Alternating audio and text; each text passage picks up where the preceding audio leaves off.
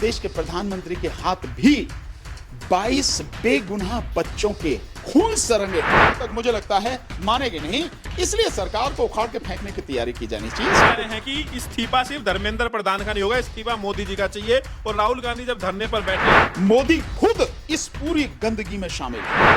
दोस्तों नमस्कार, मैं नाम है अरुण और आप देख रहे हैं टाइम्स एक्सप्रेस। आपने देखा है दिल्ली की सड़कों पर कॉकरोचों ने किस तरीके से विरोध प्रदर्शन किया, जिसके बाद मोदी सरकार भी हरकत में आई और आज प्रधानमंत्री को यह कहना पड़ा कि जो पेपर लीक के जो दोषी है उनके खिलाफ सख्त कार्रवाई की जाएगी। और अब यह मुद्दा इतना बड़ा हो चुका है, देश भर में छात्रों का मुद्दा इतना बड़ा हो चुका है कि आज राहुल गांधी खुद प्रधानमंत्री आवास के सामने बैठ गए हैं। विरोध हो रहा है, लगातार बीजेपी के लिए फजीयत जैसी स्थिति पैदा हो रही है। और कल सर आप भी थे, जो ये पूरा आंदोलन हुआ उस प्रोटेस्ट में आप भी थे, बाकी तमाम देश के अलग अलग हिस्से से लोग पहुंचे थे, भारी भीड़ थी, खूब बड़ा जबरदस्त वहां पर प्रोटेस्ट हुआ। लेकिन क्या अब आपको लग रहा है राहुल गांधी भी सड़कों पर आ गए हैं? राहुल गांधी सड़कों पर आ गए, विपक्ष से नेता सड़कों पर आ गए, खुद आए या ये युवा इनको लेकर आए, कैसे देख रहे हैं? नहीं देखिए, वो अगर आप राहुल गांधी के विषय में अगर विशेष रूप से आप कहें तो राहुल गांधी इस कॉकरोच आंदोलन से कहीं पहले से उठा रहे हैं, कहीं पहले से इस मुद्दे को लगातार उठा रहे हैं। संसद में भी उठा रहे हैं, संसद के बाहर भी उठा रहे हैं और युवाओं को इकट्ठा कर रहे हैं और हर समय इस बात पर बोल रहे हैं। तो ये कहना बेईमानी होगी कि भाई इनकी वजह से वो आए हैं, नहीं, इनके साथ हैं वो, इसमें कोई शक नहीं है। काकरोच आंदोलन में आखिर में उन्होंने सारे जो है मतलब समर्थन दिया, पवन खेड़ा को भेजा, अपनी पार्टी के जो लोग हैं उनको भेजा, और वेणुगोपाल हैं, यूथ विंग हैं, और ये सारे लोगों ने बाकायदा जो है ट्वीट भी किया, लेटर भी लिखे हैं, सारी चीज की हैं। और पवन खेड़ा तो वहीं आए उस पर जंतर मंतर पे। तो राहुल गांधी पहले से इस मुद्दे को उठा रहे हैं और विपक्ष भी लगातार उनके साथ खड़ा है इस मसले को लेकर। और विपक्ष अब आया, जैसे समाजवादी पार्टी आई, ये बहुत बड़ी बात है कि पूरी पार्टी, तमाम सांसद उसके जो हैं उसमें आए। और डिंपल यादव जी जिस तरह से जो है मतलब पूरा लीड किया और उनके हाथ में भी शायद चोट वोट लगी है जैसे बंदी है, और जिनको चोट लगी उनको किस तरह से प्यार से जो है वो बहुत अच्छी तरह से एक मतलब एक मातृत्व का जो प्यार होता है, स्नेह जो होता है, उस तरह से उनको जो है वो सांत्वना दे रही हैं, उनकी देखभाल कर रही हैं। ये एक बहुत बड़ी बात है। सर हॉस्पिटल में बच्चों से मिलने के लिए, जिनको चोट लगी सर, जेपी नड्डा तो नौटंकी करने गया, जेपी नड्डा नौटंकी करने गया। जब जेपी नड्डा के पास में ये गए तो जेपी नड्डा इनसे मिलने भी, उसे मिलने में जो है करीब 2.5-3 घंटे लग गए जेपी नड्डा को। जो सौरभ दास और ये जो गई मिलने, सौरभ दास का बयान है और उसका आशुतोष रांका का बयान है। आप देखिए, बाकायदा उसने बताया हुआ है, रेड माइक में उसने बताया हुआ कि हम जो वहां बैठे रहे 2-2.5-3 घंटे, हमसे मिलने ही कोई नहीं आया, पता ही नहीं लगे क्या। उसके बाद आया, फिर हमने उसको वो दिया लिख के, 4:30 बजे हम आए, 12 बजे गए, 4:30 बजे वहां से निकले, तो बात गई। तो ये तो वो नौटंकी है, क्योंकि इतना हो गया, नेशनली नहीं इंटरनेशनली ये बात चली गई।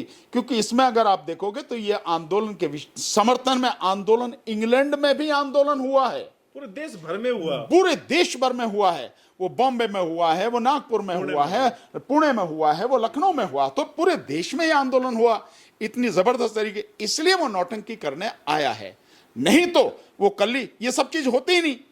अगर सरकार ईमानदार होती और सरकार बात करना चाहती तो आज जो है जो लोग, बच्चे जो हैं, पिटे हुए बच्चे हैं, जो जिनको इतनी चोटें लगी हैं, उनसे मिलना आया, ये होता ही नहीं। बस सरकार तो उसी की है। सर मोदी जी का भी बयान आ गया है, उन्होंने साफ कर दिया है कि जो लोग पेपर लीक के दोषी हैं उनको सख्त सजा देंगे। उसने साफ कर दिया है कि युवाओं को पूरी तरह से तबाह कर देगा। सजा देने का मतलब ही नहीं है। मोदी खुद इस पूरी गंदगी में शामिल है। मोदी ही वो व्यक्ति है जिसकी वजह से ये पेपर लीक हो रहे हैं, जिसकी वजह से बार बार ये जो हो रहा है, युवाओं के साथ धोखा जो हो रहा है, इसका एकमात्र कारण मोदी है। बाकी किसी और मंत्री और इनकी कोई औकात नहीं है। और मोदी जो आज बकवास कर रहा है, जिसकी आप कह रहे हो कि भाई उसने कहा है, मैं उसे बकवास ही कहूंगा जो बकवास कर रहा। अगर ये वाली बात थी, कल काई को पीठ छुपा के भाग गया था, अबे वहीं संसद से बाहर निकल के आता कि मैं आ रहा हूं, हाँ भी बात करो, क्या दिक्कत थी? संसद के सामने ही तो दे, उससे 50 कदम ही तो चलना था, 50 कदम चल के आता, बोलो भाई क्या बात है। सर भीड़ भी तो अनियंत्रित, तो क्या अनियंत्रित भीड़ कहां थी? अनियंत्रित लीड भीड़ करने वाला नहीं था। मैं मानता हूं कि जिस तरह से लीड होनी चाहिए वो उस तरह से लीड नहीं हो रही थी, दिशा निर्देश प्रॉपर तरीके से नहीं थे, मैं मानता हूं। लेकिन उस भीड़ को इधर उधर जो है बिखेरने में बहुत बड़ा हाथ पुलिस का रहा है, सरकार का हाथ रहा है। जिस तरह से गुंडागर्दी की है पुलिस ने और आरएएफ के लोगों ने, दिल्ली पुलिस ने आरएएफ के लोगों ने सरकार के कहने पर जो ये सब गुंडागर्दी की है, जो उनके बैच नहीं है, सादा ड्रेस में, सादा कपड़ों में जो लोग हैं, हेलमेट लठ लेके जो मार रहे हैं, वो कौन है? आरएसएस के गुंडे हैं, बजरंग दल या बीजेपी के गुंडे नहीं। कैसे है पुलिस के? पुलिस की तो पूरा एक उसका तरीका होता है, उसके नियम है, कायदे कानून है, ड्रेस होती है, और बाकायदा इस पे तो रूलिंग्स भी है, कोर्ट की भी रूलिंग्स है कि हर पुलिस वाले को यहां अपने सीने पर अपने नाम का जो है उसे वो लगाना पड़ेगा, नेम प्लेट लगानी पड़ेगी, उसके बैजेस होंगे, हवलदार है तो, इंस्पेक्टर है तो, सब इंस्पेक्टर है तो, वो सारी चीजें होंगी, वो नहीं थी। तो ये जो सारी चीजें हैं, नेम प्लेट विशेषकर बहुत उनके ऊपर नहीं थी, और सादा कपड़ों में हेलमेट पहने हुए, डंडा लेकर, कई तो गुंडे इस तरह के थे जो मतलब कोई हेलमेट लगा रहा, उन्हें किसी तरह की परवाह नहीं। छात्र कह रहे हैं कि इस्तीफा सिर्फ धर्मेंद्र प्रधान का नहीं होगा, इस्तीफा मोदी जी का चाहिए। और राहुल गांधी जब धरने पर बैठे तो क्या लग रहा है, वो भी यही कह रहे हैं, राहुल गांधी भी, भाई मोदी जी जिम्मेदार है, वही, क्योंकि उन्हीं के अंडर में अमित शाह आते हैं, अमित शाह की वजह से वहां पे लाठीचार्ज हुई। तो इसको लेकर आपका कहना है, विपक्ष जिस तरह एकजुट हो रहा है, राहुल गांधी और ये सारे लोग बैठ रहे हैं, तो क्या सरकार पर कोई दबाव बनेगा और क्या इस्तीफा होगा? भाई सरकार पर दबाव आज नहीं तो कल बनेगा, सरकार को मानना तो पड़ेगा। नहीं मानेंगे तो मैं तो ये सोचता हूं कि सरकार जहां तक मुझे लगता है मानेगी नहीं, इसलिए सरकार को उखाड़ के फेंकने की तैयारी की जानी चाहिए। सब कुछ इसी सब क्योंकि जब ये गंदगी पूरी तरह से हट जाएगी, साफ हो जाएगी, तभी उसके बाद कुछ नया निर्माण हो सकेगा, तभी कुछ हो सकेगा। ये जो चीजें हैं, प्रदर्शन कर रहे हैं, बहुत अच्छी बात। सर चुनाव होगा, फिर से वोट होगी, चुनाव से सरकार नहीं हटेगी। चुनाव का जो सिस्टम मोदी ने डेवलप कर लिया है, इससे आप कितनी भी कोशिश कर लेना, मोदी के अलावा कोई नहीं जीतेगा, और मोदी जिसको चाहेगा वही जीतेगा, बाकी कोई और नहीं जीतेगा। जो सिस्टम डेवलप कर लिया, संवैधानिक तरीका अगर आप खुद संविधान को संवैधानिक तरीका ये भी है कि इस देश का जो चुनाव आयोग है, चुनाव आयुक्त हैं, तीनों चुनाव आयुक्त हैं, इनको तत्काल सस्पेंड करके, अगर ईमानदारी की बात है, इनके खिलाफ देशद्रोह का मुकदमा दर्ज कराया जाए, इन्हें गिरफ्तार करके जेल में भेजा जाए, ईवीएम वीवीपैट से चुनाव बंद किया जाए, एसआईआर पूरी तरह से बंद की जाए, जिन 6 करोड़ 83 लाख लोगों की वोटें काट दी गई हैं उनकी वोटें जोड़ी जाएं, और इस देश में बैलेट पेपर से चुनाव हो, और एक ही फेज में चुनाव हो। यह नहीं कि 7 या 8 फेज में चुनाव हो रहा है, 2.5 महीने तक चुनाव ही चल रहा, नहीं, एक ही फेज में चुनाव हो पूरे देश में। देश के पास में इस बात के लिए संसाधन है, बैलेट पेपर से चुनाव हो, एक ही फेज में चुनाव हो, चुनाव खत्म होने के बाद, पोलिंग खत्म होने के बाद अगले ही दिन, बिना किसी डिले के अगले ही दिन काउंटिंग शुरू हो जाए, और जो काउंटिंग हो रही है बाकायदा बड़ी बड़ी स्क्रीन लगा के जहां काउंटिंग सेंटर है उस पर दिखाया जाए कि किस तरह से काउंटिंग चल रही है, तभी हो सकेगा। और जब तक ये नहीं होगा तब तक इसमें चुनाव को कोई जीत ले मतलब ही नहीं है। और तो इस देश के लोगों को जो सबसे बड़ी लड़ाई लड़नी है, पहले इस बात के लिए लड़ाई लड़नी है कि ये जो सिस्टम मोदी ने डेवलप कर लिया, ये सिस्टम खत्म हो, और बैलेट पेपर से चुनाव का पारदर्शी, निष्पक्ष और स्वतंत्र चुनाव की व्यवस्था हो, तब ही चुनाव के माध्यम से विपक्ष जीत पाएगा।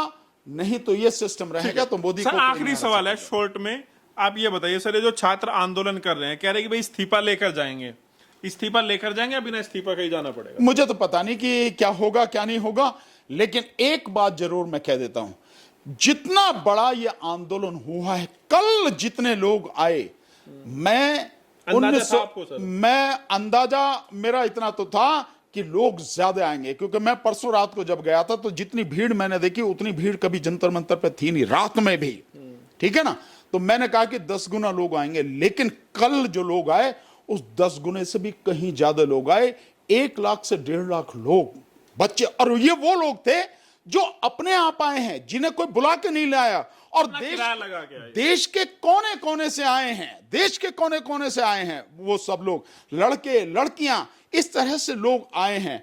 और साथ में सभी जाति धर्म के बंधनों को तोड़कर, उनसे पार होकर, उनसे अलग होकर मोदी जी की रैली वो किया, वहां- रिकॉर्ड तोड़ दिया। मोदी की रैली का है, वो तो किराए के लोग होते हैं, भाड़े के लोग हैं जितने भी हैं, क्योंकि देश का पैसा लूटा है, तबीयत से बर्बाद कर रहा है। वो नौटंकी दिखाने के लिए मोदी करता है, नहीं तो मोदी की जो रैली है उसमें सिवाय सरकारी कर्मचारियों के दूसरा कोई मिलेगा नहीं। अगर अगर सर, आप धर्मेंद्र कह दो- प्रधान का चेहरा भी संसद में देखने को मिला, लग रहा है थोड़ा इसका परेशान क्या से है। चेहरा देखना है?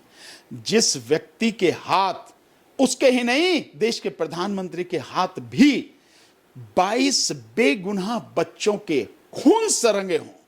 हालांकि खून से तो कितने ही लोगों के खून से उनके हाथ रंगे हैं, पर नीट की ही अगर हम बात करें, इस नीट के एग्जाम जब कैंसिल हुआ है उसके बाद 22 बच्चों ने आत्महत्या की है। उन 22 बेगुनाह बच्चों के खून से जिनके हाथ रंगे हों, जिनका चेहरा खून से लाल हो, इसकी क्या बात करें? इनका चेहरा क्या देखना, ठीक है। संसद में आओ या सर, कहीं शॉर्ट नाचो में बस कूदो। आपने नीट का मुद्दा उठाया, इसलिए मैं वरना इंटरव्यू कंप्लीट कर रहे थे। सर, नीट के रिजल्ट में भी सर गड़बड़ी देखने को मिल रही है। बिल्कुल गड़बड़ी देखने को मिली है। एक आप देखेंगे द न्यूज लॉन्चर पे है, एक बच्ची का है कि 609 नंबर उस बच्ची के आए। उस बच्ची ने कहा कि ये तो कम नंबर है मेरे, इतने आने, इससे ज्यादा आने चाहिए। उसने लिखा, तो जब उसने लिखा उसके बाद भी उसके 609 नंबर आए। उसने फिर लिखा, उसके बाद में जो है उसको रिजल्ट जो मिला उसमें भी यही थे।